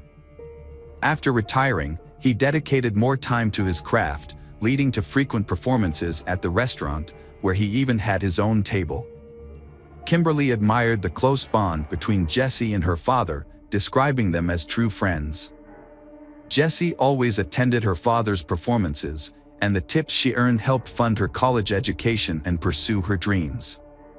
At work, Jessie met a young man named Terry Ellis, who was also a waiter. They began dating and developed a steady and serious relationship, appearing to be a harmonious couple. However, at a social event, Jessie met Jason Lowe, a friend of Terry's, and was immediately smitten. Her sudden infatuation surprised everyone, and she fell deeply in love with Jason, becoming oblivious to her surroundings. Jessie and Terry parted ways amicably. Jessie opened up to him about her newfound feelings. This decision turned her life upside down, but she was drawn to Jason's charming and promising nature. He was handsome, held 2 degrees, and had a decent job. Jason was polite and knew how to present himself well. For Jessie, her new feelings marked the beginning of a new life. When Jason learned about her dreams, he promised to fulfill them. As he needed to relocate to Dallas, Texas, for a high-paying job in the technology industry, Jessie decided to follow him. Jessie viewed the move as an adventure, rather than a life-changing decision. Although she was hesitant to leave her father, Gary, for an extended period, her ambition and youthful idealism ultimately prevailed. She kept her plans a secret from her father, fearing his disappointment and knowing he would be opposed to her decision. As a result, she didn't inform him of her plans, even when they spent their last Christmas together. Mr. Bardwell didn't notice anything out of the ordinary about his daughter Jessie's behavior initially. She seemed happy, laughing and joking as usual. Jessie, 24, had moved to Richardson, a suburb of Dallas, with her boyfriend Jason. While Jason worked from home, Jessie was looking for a new job and scouting locations for her own salon.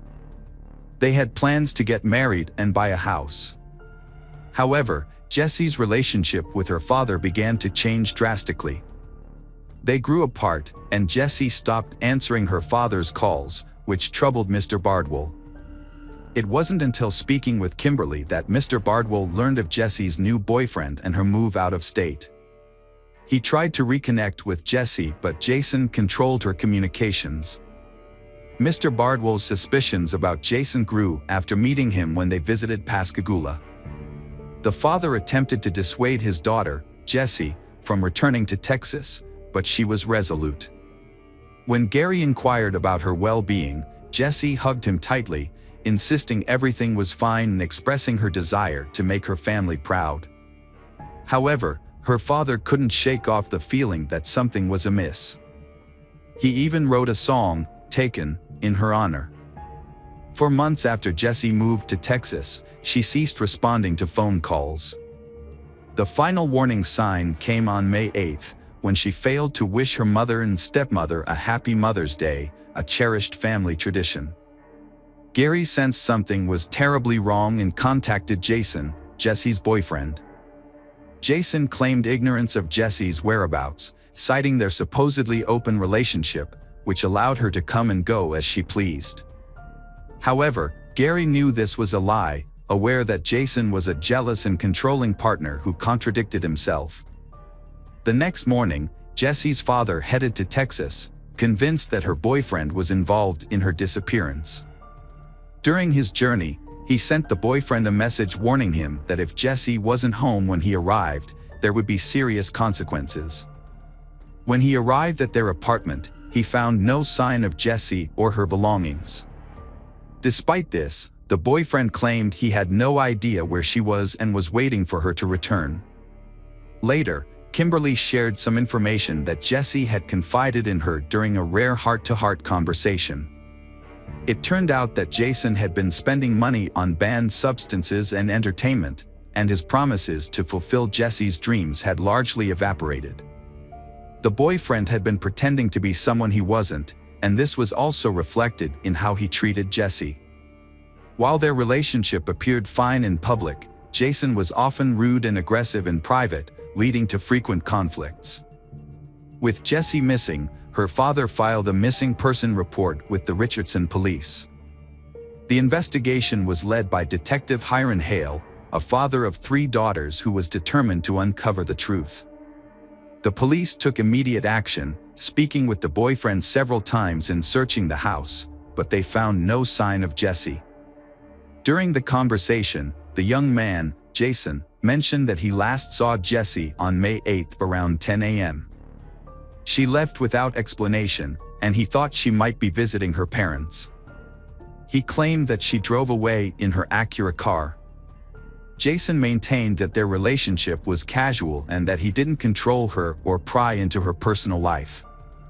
However, investigators discovered information that contradicted his statements. They found out that Jessie had sold her Acura car 3 weeks earlier, and Jason was present at the sale. This new information raised suspicions, and investigators questioned Jason again on May 12. When searching his home, police found a plate with a powder substance in the kitchen, which turned out to be cocaine. The investigation then shifted to Jason's garage and the vehicle inside. At first, Jason was unwilling to permit the search, stating that he shared the garage with others and therefore required their consent. However, he eventually dropped his objections. Upon entering the garage, officers noticed a mud-splattered Audi with a detached bumper. They suspected that Jessie's body might be inside the car. Although the vehicle was empty, the smell of decomposition was stronger inside. Police found the broken bumper and what appeared to be blood stains in the trunk. When experts applied a luminol-based substance to the cargo area, it illuminated with a blue light, indicating the presence of blood, likely belonging to the missing woman. Jason claimed he became stuck in the mud while searching for his girlfriend after the car's bumper caught on a bush. Despite this, he maintained that he had no knowledge of her whereabouts. However, he was unable to explain the presence of blood in the car or the controlled substances found in his home. Experts determined that the amount of blood in the trunk suggested that she was likely deceased. As a result, the case was reclassified as a homicide investigation. To prevent the main suspect from fleeing, Jason was detained on charges related to the narcotics found in his home. During interrogation, Jason continued to stick to his story. When shown a photo of his loved one, he refused to provide any explanations, gazing at the picture without emotion and suggesting that he was being framed for a crime he did not commit. Eventually, the suspect was charged with homicide, even though Jessie's body had not been found.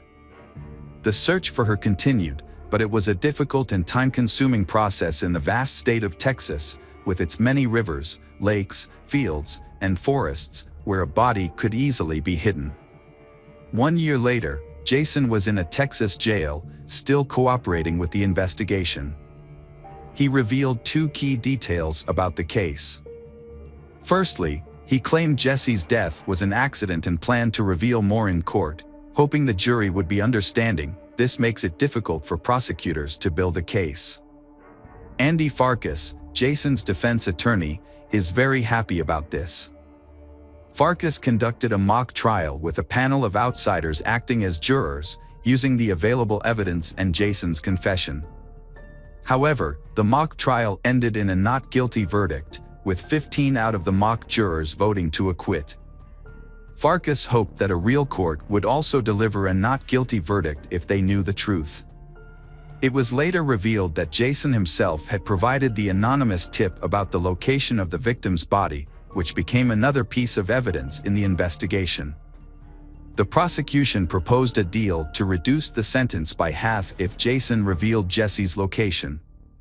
After discussing it with his lawyer, Jason agreed, on the condition that the source of the information would remain secret until the trial. The authorities wanted to find Jessie's body so her family could give her a proper burial and say their goodbyes.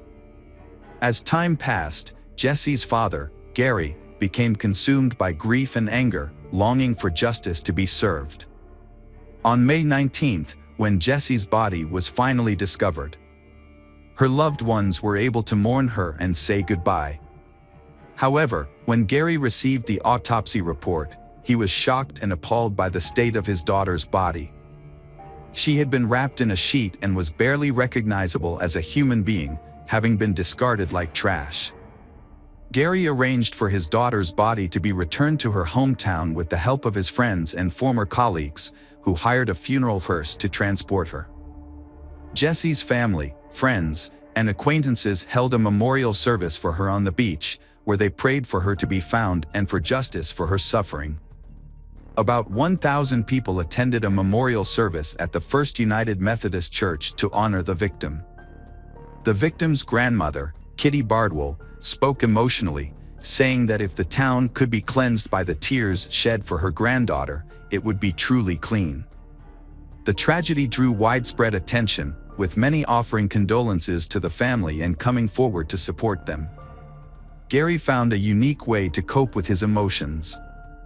Gary printed a photo of Jason, attached it to a stump, and hit it with a 12-pound sledgehammer. This unusual form of therapy brought him some small sense of relief. However, Gary continued to struggle, often finding it hard to get out of bed in the morning.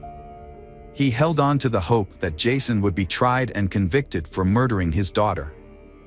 Gary blamed himself for not doing more to protect Jessie, wishing he had convinced her to leave Jason or at least break up with him. Gary remembered a phone call from Jessie, where she admitted he was right about Jason after they had argued and he had kicked her out. She had found temporary shelter with a friend but returned to Jason the next day, giving him another chance. Gary had no choice but to accept his daughter's decision, a choice that would later fill him with regret. When the trial finally began, Gary traveled to Texas, determined to see Jason punished for his crime. Prosecutor Cynthia Walker started her opening statement by describing Jason's personality. Many people saw him as complex and difficult to get along with, and he had few friends because of his long history of substance abuse, which often led to uncontrollable outbursts of anger. It's possible that Jessie was a victim of one of these outbursts. Prosecutor Westwin called some of Jason's former girlfriends to testify. They supported the prosecution's claims about Jason's aggressive behavior, saying they had feared for their lives because of his violent jealousy. Like Jesse, they had been isolated from their friends and family by Jason, who showed clear signs of being manipulative and a pathological liar. In contrast, Jason presented himself as superior to other men, successfully deceiving people. Jason responded quickly to these revelations in court. He said he had started using substances at age 13, influenced by his friends, and had become addicted. Jason Lowe tried to keep his life on track, earning multiple degrees and working for a prestigious global company. He claimed his actions were motivated by a desire to fulfill Jesse's dreams and build a life together out of love. However, the prosecution presented a different image of Jason.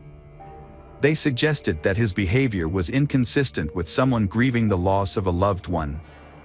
The investigation found that Jesse's death occurred between May 1st and May 3rd, likely on the day of a reported argument with Jason that the neighbors, the Jordans, witnessed. After Jesse's death, Jason moved her body to the garage and placed it in the trunk of his car, where it remained for several days. The blood found in the car was confirmed to be Jesse's. Jason later moved her body to a remote farm, hiding it in the nearby woods. The sheet wrapping Jesse's body was identified as part of Jason's bedding set, which was still in use at his home even after her death.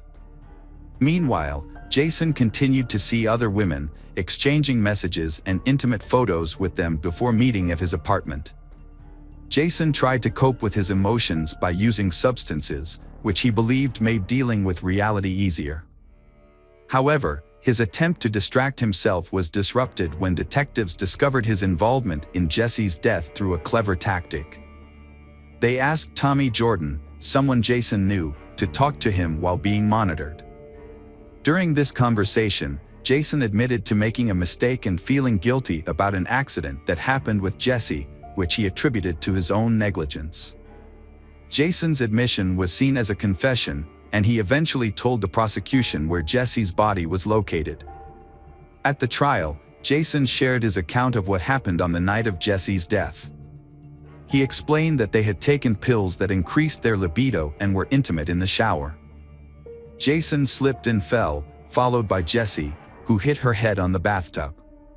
She then sat down, feeling hot and dizzy, and Jason claimed he offered to call for medical help, but Jesse refused, thinking that rest and sleep would be enough. Jason found Jesse unresponsive and not breathing on his chest the next morning. Despite trying to revive her, she was dead. Afraid of being accused of murder, Jason didn't call the police and instead decided to handle the situation himself. He initially left Jesse's body in his car, but later moved it to a remote farm where he carelessly discarded her in a trash pile without a proper burial. However, Jason's story was questionable due to his questionable character and the results of the forensic medical examination. The examination revealed that Jesse had suffered severe head injuries that couldn't have been caused by slaps to the face, suggesting that Jason had tried to cover up evidence of a violent beating. As a result, Jason's entire story was discredited. After deliberating for 6 hours, the jury found him guilty. Judge Scott Becker sentenced Jason to 50 years in prison. Jason's original sentence could have been up to 99 years, but it was reduced due to a deal with the prosecution. As a result, Jason won't be eligible for parole until at least 2041. Gary felt a sense of relief when the verdict was announced, feeling that justice had been served. However, he noticed that Jason showed no remorse for his actions. Interestingly, Jason's ex-girlfriends, including Chrissy Chambers, were present at the trial, with Chambers commenting that if she could give one piece of advice to others in similar situations, it would be to get away as soon as possible. Jason continues to claim that the death was an accident and maintains his innocence to this day. Sadly, Jason's girlfriend, Jessie, had already paid the ultimate price. Jessie grew up with a positive example of male behavior, courtesy of her father Gary, but tragically discovered Jason's darker side too late. This experience serves as a warning that some men can be deceiving, manipulative, hiding behind a charming exterior. Hello friends, welcome to our channel. Today we're going to take a look at another horrible case with you, the case of Kaylee Mandotti. Kaylee Mandotti was born on August 20th, 1998, in Webster, Texas, to parents Tack Mandotti and Allison Steele. Her family enjoyed a comfortable lifestyle, with her mother working as a scientist and her father serving as an international executive director at MGM Resorts. Following her parents' divorce, Kaylee's mother, Allison, married NASA engineer Lawrence Buten, who resided in Houston. Although Kaylee's parents were separated, she maintained a close relationship with her father and regularly stayed in touch. Her stepfather, Lawrence, adored Kaylee and became a loving second father figure to her. Kaylee was an exceptional individual, cherished by her family and friends. She excelled as a student, team member, sister, and companion, spreading joy with her infectious laughter and kind heart. Throughout her academic career, Kaylee consistently demonstrated academic excellence and actively participated in extracurricular activities. Her diverse interests included horseback riding, piano playing, and theatrical performances. As a Girl Scout, Kaylee spent time exploring the Clear Lake neighborhood with friends and embarking on hikes with her parents. Upon graduating with honors from Clear Creek High School in League City, Texas, in 2016, Kaylee continued to pursue her passions. With a deep love for animals, Kaylee volunteered with a group called Animal Therapy. Her adventurous spirit drove her to seek out new experiences, and she aspired to try extreme sports and explore uncharted territories, always seeking thrilling experiences that brought her joy. At 19, Kaylee was a sophomore at Trinity University in San Antonio, studying communications. She was popular, with many friends, and led the cheerleading squad for the football team. Her beauty and charisma drew many admirers. During a football game, she met 22 years old Mark Howerton, a tall, athletic professional baseball player. Initially, Kaylee didn't notice Mark, as she was interested in someone else, Jet. However, Mark was immediately smitten with Kaylee, captivated by her large black eyes and charm. Mark and Kaylee started dating in September 2017, despite their first two meetings not going well. Friends thought they were mismatched, as both were emotional and quick-tempered. Their relationship was marked by intense arguments and jealousy. Kaylee often had bruises and was afraid to retrieve her phone from Mark, a disturbing sign of the toxic relationship. The situation gets worse when Mark became aggressive, pulled out a gun, and threatened violence. Kaylee knew about her boyfriend's jealous nature and temper, but she would reassure her friends and ask them not to discuss their loud arguments publicly.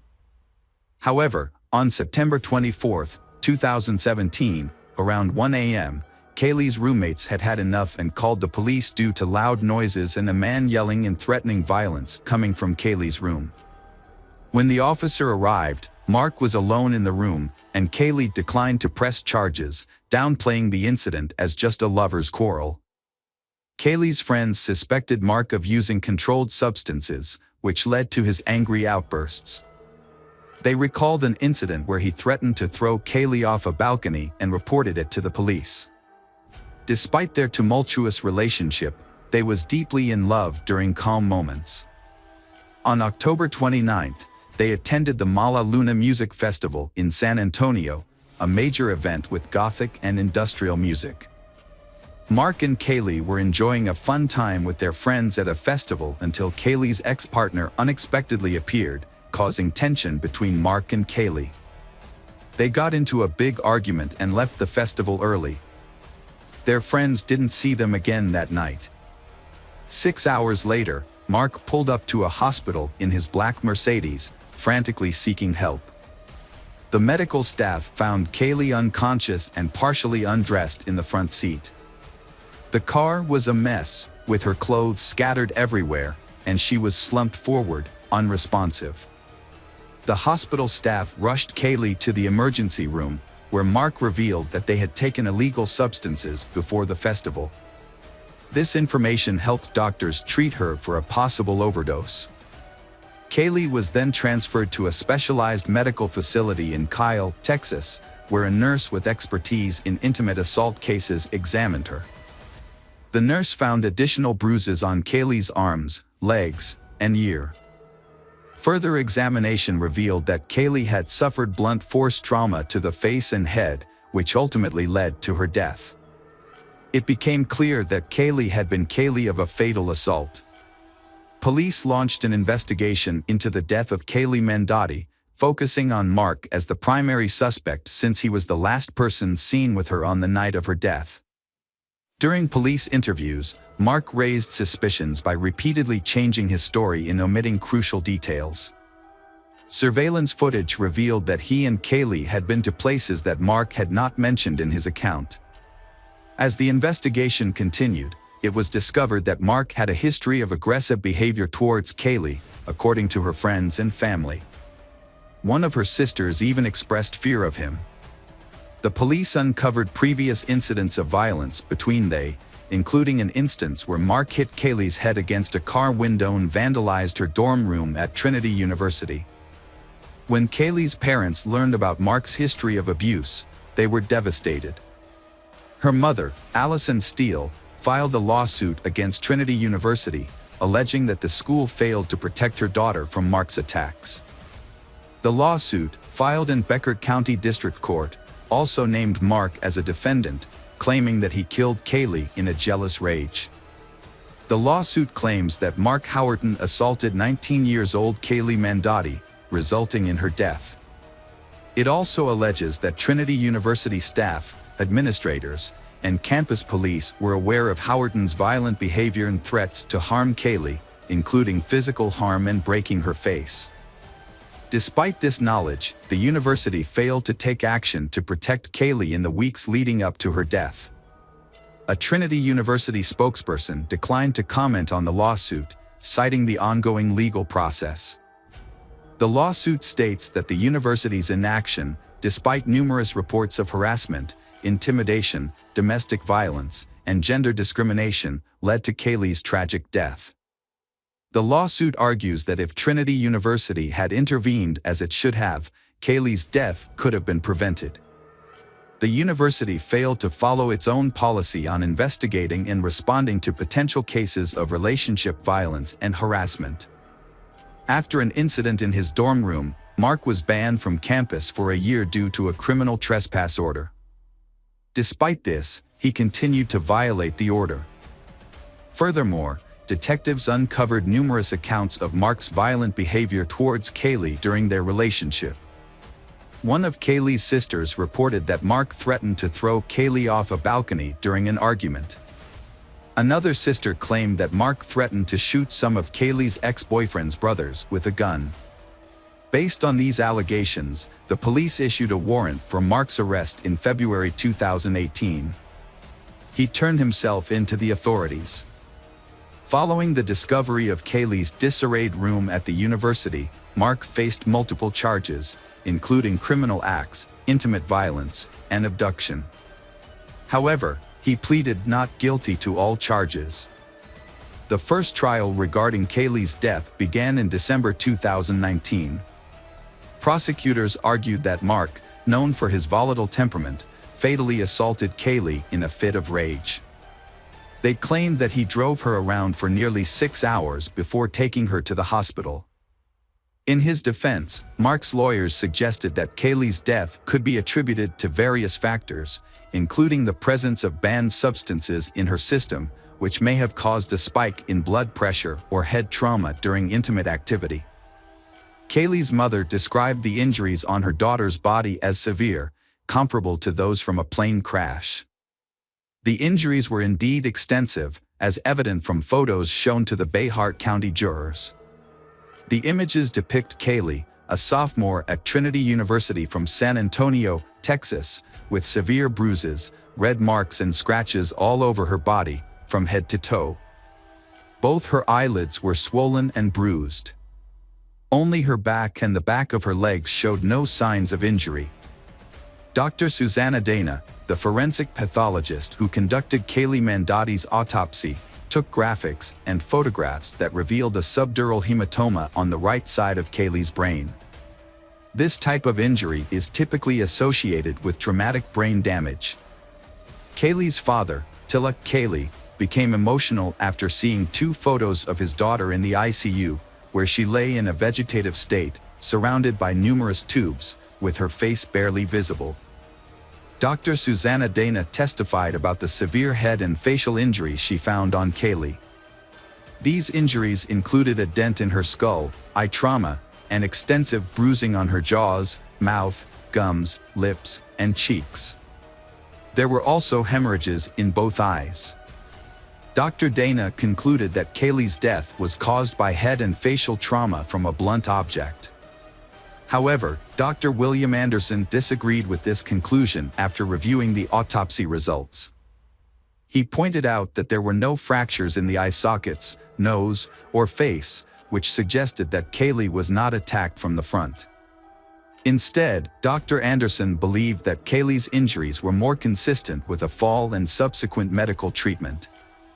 Defense attorney John Hunter presented an alternative explanation, arguing that the prosecution lacked sufficient evidence to determine what happened to Kaylee Mandotti the night of the incident, making it impossible to prove Mark Howerton's involvement.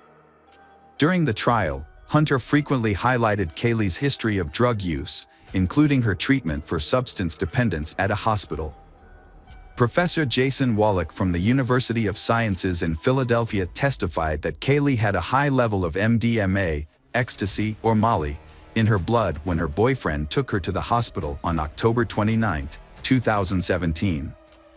The presence of this substance can turn a minor head injury fatal. Hunter stated that MDMA affects people differently, causing increased body temperature or electrolyte imbalances that can lead to loss of consciousness. Mark Howerton told investigators that he and Kaylee had an argument and engaged in consensual rough intimacy before she lost consciousness, but the origin and timing of her bruises remained unexplained. In December 2019, Allison believed Mark Howerton would be found responsible for her daughter's death. However, the trial ended in a mistrial due to the jury's inability to reach a verdict. Mark's defense claimed Kaylee's injuries were caused by hospital staff, leading to the hung jury in the 144th District Court, presided over by Judge Raymond Angeline. Because the jury was unable to reach a verdict, the case was dismissed, and Mark was acquitted of the charges in the first trial, leaving the case unresolved. District Attorney Joe Gonzalez, who had been handling the case from the beginning, expressed disappointment with the outcome and stated that he would review the case again. During this time, Kaylee's parents, Allison and Lawrence, began their own investigation. They gathered evidence and autopsy reports from the police and focused on a small, round bruise near their daughter's ear.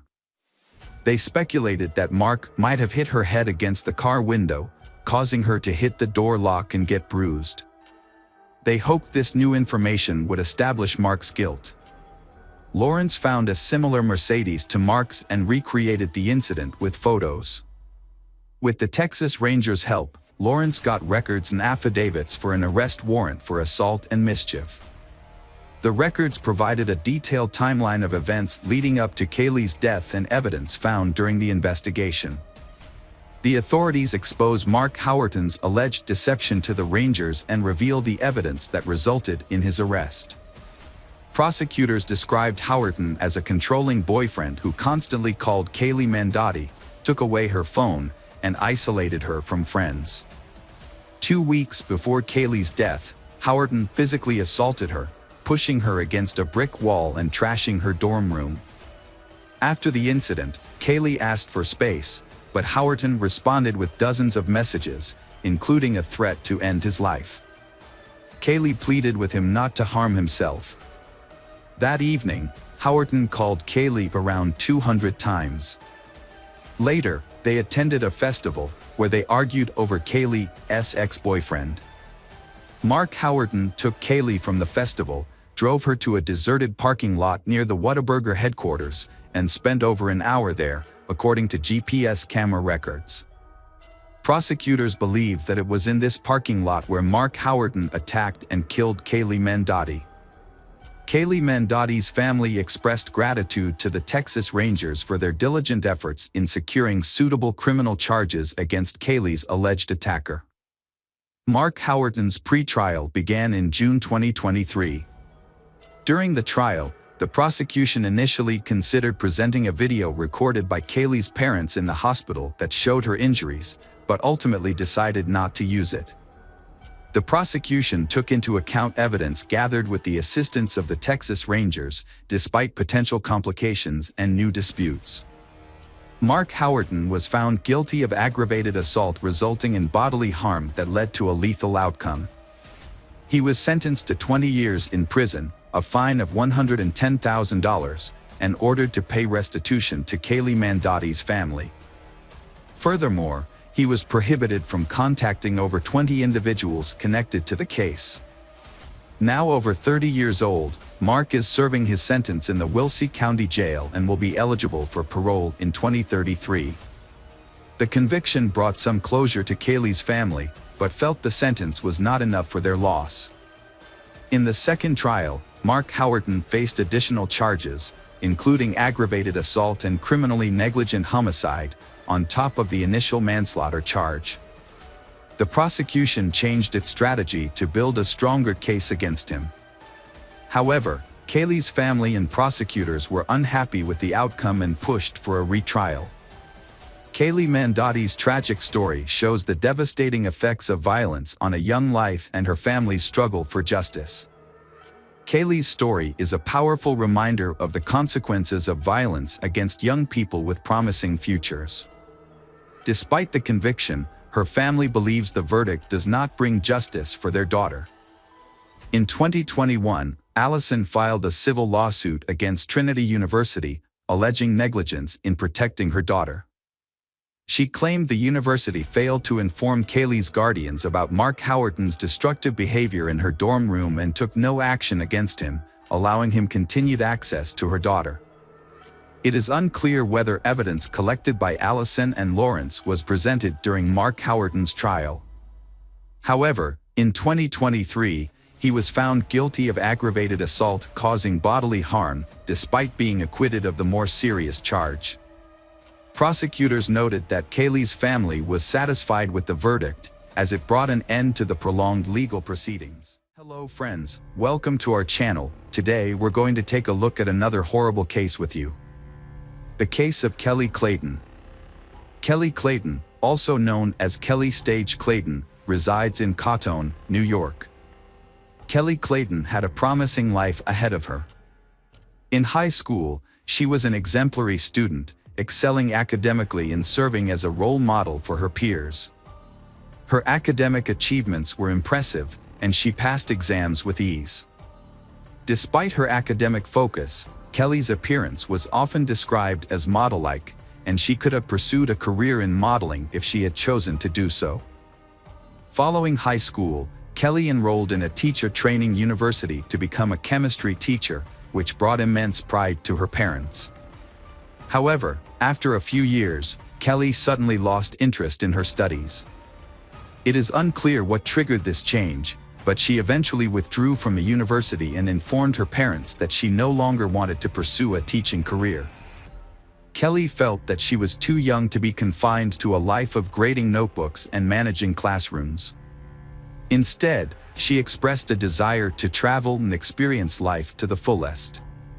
Her parents were disappointed and upset by her decision, leading to a 6-month estrangement from their daughter. Kelly's life took an unexpected turn when she met Tom Clayton at a party hosted by mutual friends. Tom was immediately smitten with Kelly and began showering her with attention. His athletic physique and attractive appearance made him a standout, which wasn't surprising given his successful hockey career. As a semi-professional player for the Jackal team, Tom was known for his strength and aggression on the ice.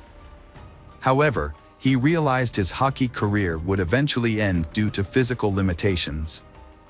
Tom would have to retire and enjoy the game from the sidelines, either by attending live matches or watching his favorite team on television. They continued with their lives, starting by returning to New York to get married. They then moved to North Carolina and eventually settled in the small town of Cato, which had only a few thousand residents. Tom started a franchise that specialized in rebuilding houses damaged by fires or disasters. He also worked for a friend's company in a related field. Kelly, on the other hand, had dropped out of university and was working as a waitress. Although she changed jobs, she continued to work even after having 2 children. Tom's income was sufficient for the family, and Kelly could have quit her job to care for their daughters, but she chose to continue working to earn extra money. She used this extra income to buy toys and pamper her children. On September 28, 2015, Tom went to play poker with his friends, the Millers, as he usually did. He preferred to attend these gatherings alone, as playing for money required a certain level of skill and experience.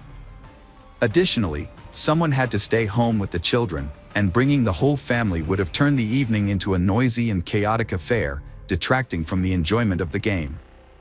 That evening, Tom was on a losing streak, but instead of giving up, he tried to win back his losses. He suggested that anyone who wanted to stay and play until morning was welcome to do so, but no one took him up on the offer, and he ended up going home. At home, a horrific scene unfolded before Tom's eyes. His wife lay in a pool of her own blood, severely beaten and, at first glance, appeared lifeless. Panicked, Tom frantically searched the rooms for his children. Fortunately, they were unharmed but terrified. He quickly scooped up his daughters and rushed to his neighbor Derek's house, desperate to shield them from the gruesome sight of their mother's battered body. From Derek's house, Tom called the police, struggling to process the chaos. The officer who arrived at the scene found Tom kneeling beside his wife's body, attempting to administer CPR. However, the emergency medical technicians soon intervened and pulled Tom away, revealing the devastating truth: Kelly had been deceased for an extended period, and nothing could be done to revive her. The house was in disarray, with blood covering both floors. The bedroom showed signs of an intense struggle between Kelly and her killer, who carried out the brutal act despite the presence of children in the house. It appeared Kelly had been pushed down the stairs, as evidenced by the broken banister, and brutally beaten with a blunt object until the killer was certain she was dead. No signs of knife or gunshot wounds were found. The officer filming the crime scene observed that Tom seemed lost and in shock. He wandered aimlessly, briefly entering the room before exiting, and was unable to provide the officer with basic information, such as the location of the children's room or the emergency exit. However, when asked about his whereabouts during the murder, Tom calmly stated he had spent the evening at a friend's house playing poker. The officer, failing to obtain clear information from Tom, proceeded to question the neighbor and the children. Tom's eldest daughter, Charlie, described the perpetrator as a robber. According to Charlie, she and her sister were drifting off to sleep when they heard their mother scream loudly from the next room. Their mother yelled, "Charlie, run away from here," and then the whole house shook violently. They cautiously left their room and saw the perpetrator leaning over their mother, beating her with what looked like a hammer. They ran back into the nursery, blocked the door with a small nightstand, and hid under the bed. Fortunately, the perpetrator wasn't looking for them, as the nightstand wouldn't have been enough to stop him. When asked to describe the perpetrator, Charlie said he was big, like a bear. He wore blue jeans, a black shirt, and a mask similar to the one her father wears when hunting. Charlie also noted that the perpetrator's eyes looked like her father's, but she didn't remember anything else, as she only caught a brief glimpse before getting scared and running away. Police officers investigating the house couldn't find evidence to support her claim that the perpetrator was a burglar. There were no signs of forced entry at the front or back doors, but the garage gate was open, which could have been an entry point. However, nothing was stolen from the house, including jewelry and cash, and the cabinets were all closed. This was unusual, as burglars typically search every area. Officers quickly suspected that Tom was involved in the murder. They believed he was pretending to be a grieving husband and had actually killed his wife to collect insurance payments. If Kelly's life was insured, Tom could potentially receive up to $1 million. The police just needed to gather evidence to solve the case, especially since the daughter mentioned that the perpetrator's mask and eyes resembled her father's. However, the police couldn't find the hunting mask in the house. After discovering Tom's whereabouts on the night in question, the police interviewed the other poker players. One of Tom's friends was incredulous.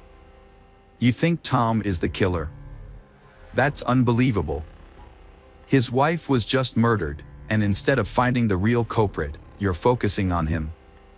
Another friend, less emotional, chimed in, "Tom couldn't have done it.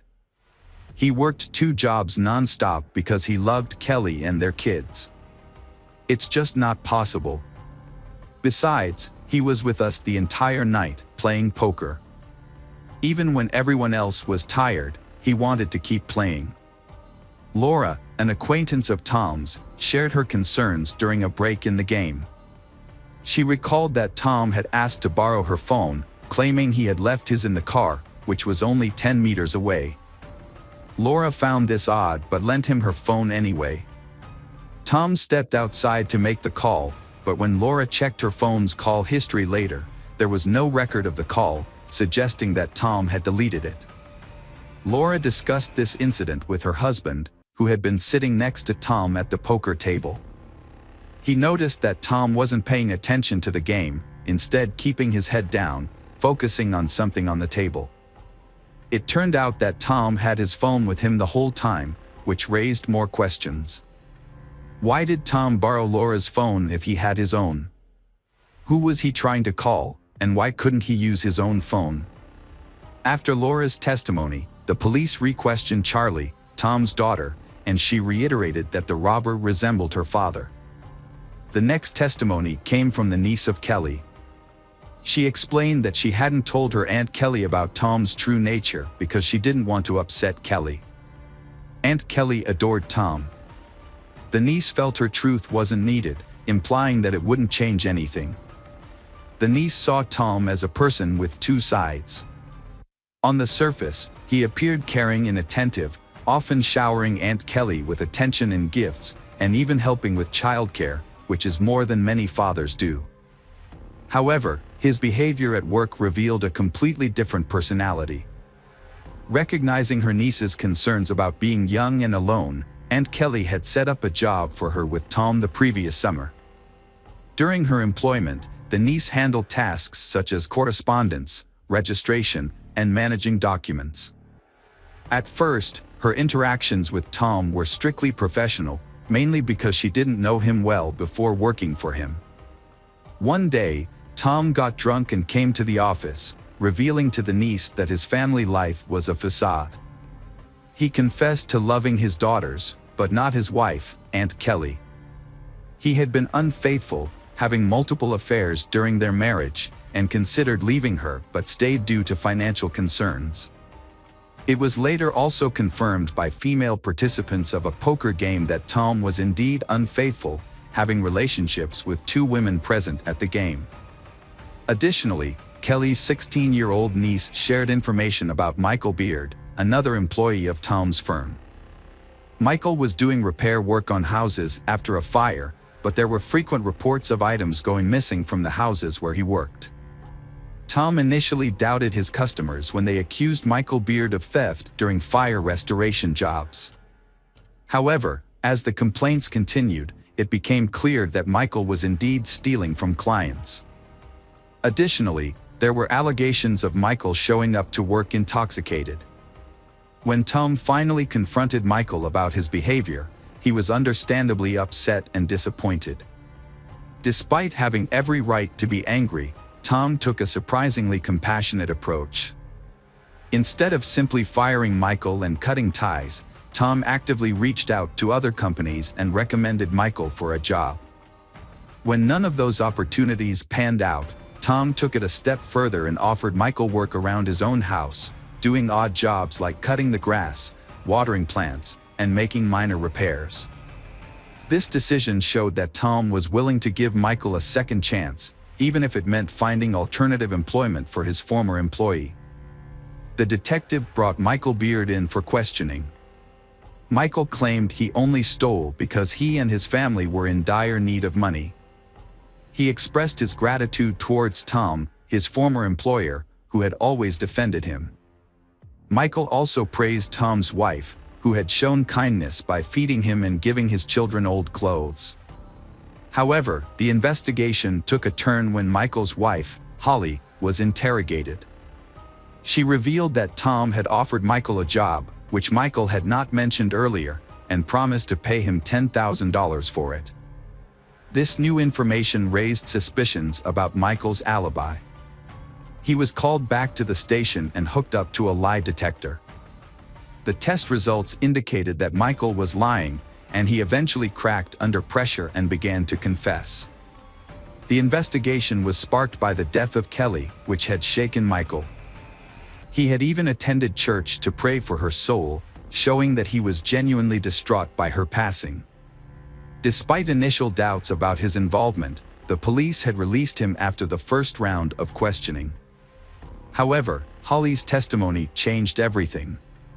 Tom promised Michael $10,000 to kill his wife, Kelly, and make it look like an accident. The plan was for Michael to sneak into the house while Tom was playing poker, strangle Kelly, and then start a fire to cover up the crime. The house was insured for a large sum of money. Michael found 2 cans of gasoline waiting for him in the garage, which he would use to set the fire. He quietly entered the house while everyone was asleep. He crept upstairs to Kelly's bedroom, but she was either awake or woken by the sound of the door. She saw Michael and began screaming. Kelly's screaming startled Michael, and he tried to strangle her. However, Kelly was stronger than she appeared and fought back. A fierce struggle ensued, moving from the bedroom to the kitchen. Michael was surprised by Kelly's strength, which made the fight much more intense than he had anticipated. Michael was in a state of shock and panic, flailing his arms wildly and grabbing at Kelly's clothes, unable to focus on the fight. In contrast, Kelly was fighting for her life, accurately aiming her blows at Michael's face. If the police had arrived at Michael's location sooner, they would have seen evidence of the beating he had taken. After a prolonged struggle, Michael slammed Kelly's head into the wall with great force, knocking her to the ground. She was unable to get up for some time. Michael then produced a hammer and continued to strike Kelly's head until she showed no signs of life. Consumed by rage and panic, Michael fled the house, forgetting that Tom had instructed him not only to kill Kelly but also to set fire to the house to conceal the crime. Mark Blandford, Michael's accomplice, was just the driver. Knowing Michael from working together and staying with him, Mark had not been surprised when Michael, known for petty theft, had asked him to drive during a break-in. Mark had mentioned that he had initially wanted to decline Michael's request, but that the offer of $500 had been tempting. After some deliberation, Michael had convinced him to participate. Michael's plan had been to rob a businessman, and he had needed Mark's assistance to make a quick getaway before the police arrived. Michael had also promised to help with the car. Mark had eventually agreed, but only on the condition that he could park the car at a safe distance from the house. Michael had accepted this condition. That evening, Mark had waited for Michael in the car in a dark alley, and Michael had come back quickly enough, breathing heavily and telling him to move as fast as possible. Michael hadn't had any bag or sack on him, which hadn't looked much like a robbery. Mark hadn't asked him any questions along the way, simply because he hadn't wanted to know anything. He had just wanted his $500, which he hadn't ended up getting. On the way out, Michael had asked Mark to stop at a bridge over a creek a couple blocks south of there. Mark had stopped there, and Michael had hastily stripped off his outer garments and thrown them off the bridge. Mark had offered to show the place if needed. Indeed, police officers who had arrived on the scene at Mark's behest had found parts of Michael's outer clothing near the creek, as well as the hammer used to kill Kelly. Michael, already in custody on suspicion of first-degree murder, began to change his testimony. According to him, he was indeed hired by Tom, indeed for $10,000, but only to commit arson at the house and nothing more. Michael spent a very long time assuring the police of his innocence, and all because he did not know that Mark had shown the place where Michael had thrown out his things, and that his clothes, as well as the murder weapon, had already been submitted for examination. And the experts found both on his clothes and on the hammer the blood of Kelly Clayton. And that was the most direct proof that it was him who killed Kelly, not someone else. Tom denied ordering the massacre of his wife, claiming Michael acted alone. According to Tom, Michael knew Tom had money and was motivated by resentment over losing his job.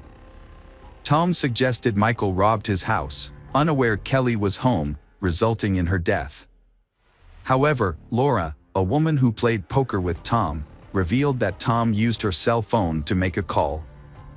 The detective obtained the call records, confirming suspicions. The records showed Tom called Michael on the night of September 28th to 29th. Michael was tried first and maintained he was hired to set fire to the house for insurance purposes. He claimed he didn't kill Kelly and the blood on his clothes came from touching her dead body. He had disposed of his belongings to avoid suspicion of being at the Claytons' house that night. His testimony seemed convincing. The jury deliberated for 7 hours before delivering a guilty verdict on all counts against Michael Beard, who now faced life imprisonment. In contrast, Tom's lawyers managed to gather records of conversations and correspondence between Tom and Michael, but none of these clearly mentioned their nefarious plan. Furthermore, the prosecution's attempts to obtain billing transcripts of Tom's movements yielded no concrete evidence. All the evidence against Tom was circumstantial. However, one key detail caught the attention of investigators. The car in which Mark had given Michael a ride was registered to Tom's company. Moreover, on the day of the incident, Tom had arrived at the office in his personal Toyota but then switched to the company's pickup truck, which was later driven to Michael's house and left there.